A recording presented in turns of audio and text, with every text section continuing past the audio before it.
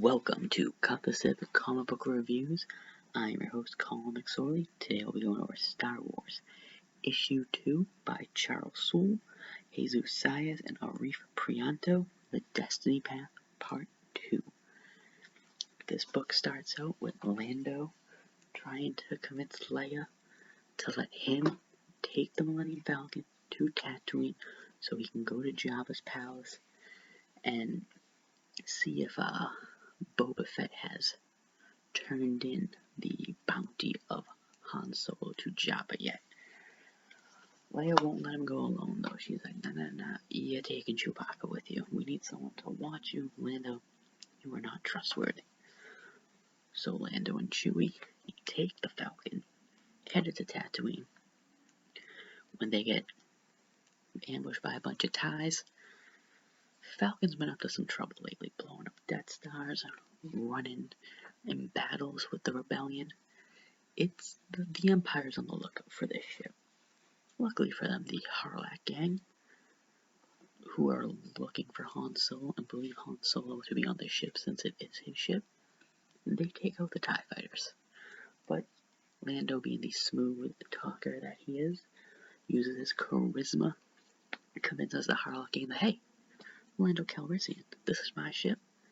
Han was just borrowing it for a moment, and I got this deal worked out with Jabba the Hutt to sell him some Tabana gas. And listen, if you guys can let us go, or we're gonna blow you guys out of the sky with our missiles, which he don't have because they used them all in the battle in the previous issue, so they don't got any missiles. But because Lando has natural charisma, they fall for it.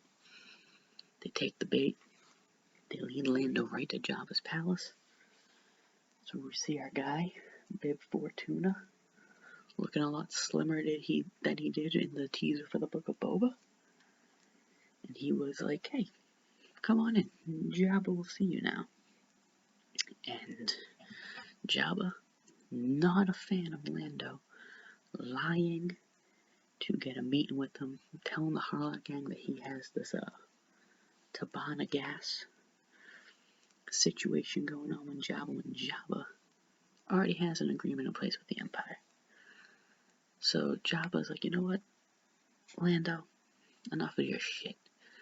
I'm gonna throw you to my Rancor, and I'm taking the Millennium Falcon because Han Solo owes me a lot of money. That's his ship, so I'm putting that towards the debt that he owes me. So right off there, we find out that Boba Fett has not turned Han Solo over to Jabba yet. Han goes, hey, Jabba, let me live. I know where Han is. I know who has him. And Jabba's like, you know what, Lando? I need more than that. I need more than that information. So Lando's like, well, I've been working with the Rebellion, so anything you want to know, I can let you know. Just, but you gotta let me live. And it works. He lets Lando live. Lando goes back on the Falcon with Chewie, and Lando's like, you know what? Maybe I should just, stop hanging with the Rebellion. You guys don't want me around. You can, let me off somewhere, but Chewie just like, yeah, give him a look.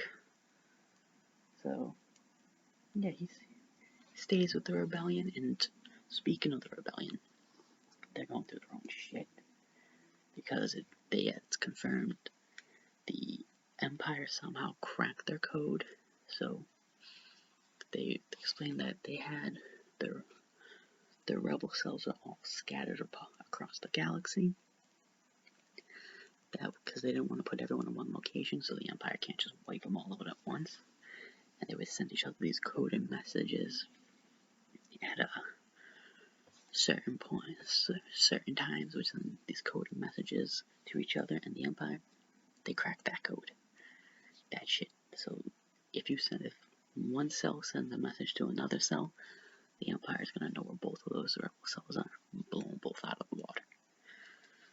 So the decision is either do we stay in hiding and hope that someone like Mon Mothma or Admiral Akbar, they come looking for us and they find us? Or do we go do this on our own? And that's when we get a nice little tease about the High Republic, because Charles Soule is going to be writing the first book of the High Republic, Light of the Jedi. And yeah, they mentioned how in the days of the High Republic, the galaxy was not as settled as it is now. Areas like the Outer Rim were dangerous, hard to navigate, so the people of the time built a huge space station at great effort and expense and placed it in the center of the dark zones. It sent out a signal to act as a sort of beacon, helping travelers find their way. And this is where they're going to start talking about Operation Starlight, which they don't get to in this issue. Nice little tease for a future issue. And then, yeah, the end of the issue, we have Luke out there with his new hand, practicing out, testing out with a blaster. It looks like it's not really working out that well for him. And Lando's like, hey, thought you had the Force. Isn't that what you said? And he's like, you and the Force ain't on friendly terms right now. So Luke's like, yeah, Lando, what do you want? And Lando's like, listen, I need you to get me back to Cloud City. And this is going to benefit both of us, because Cloud City, that's where your hand got chopped off. Not only is it where your hand chopped off, it's where you lost your lightsaber. So I know where your lightsaber is. So this is going to be mutually beneficial to both of us. If you help me get back to Cloud City, I can help you get your lightsaber back. And then something happens where Luke he just hears somebody call to him through the Force. Skywalker, follow your destiny. Yeah, and that's where issue 2 ends.